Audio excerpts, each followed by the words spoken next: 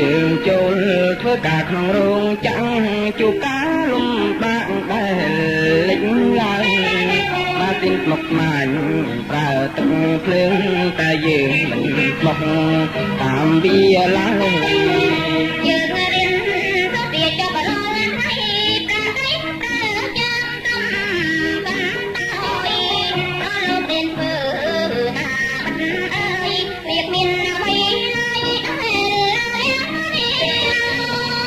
ថ្ងៃ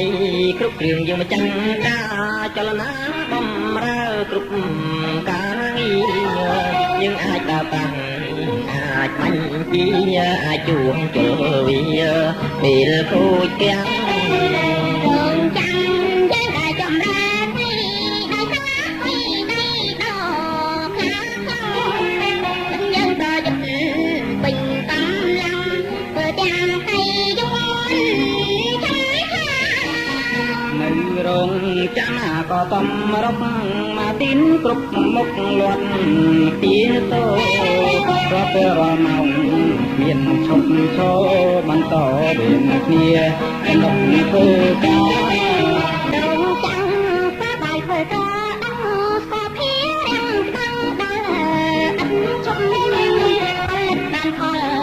ច្រើនលឹងលុបបានគុំតាមសាច់ក្តីត្រូវគងជាងក្រឡើងតាំងឲ្យតន់ពុតគង់គ្រប់គ្រាន់មិនដែលមានដាច់រោងចក្រត្រូវការជាចាំបាច់ក្រឡើងសម្រាប់ធ្វើដល់ជូនប្រាពីនទៅធំយើងប្រាវាកំហែងវេលាតាមបានតាណាចាំបាច់ក្នុងរោងចក្រយើងមិនហឹងហៅកម្លាំង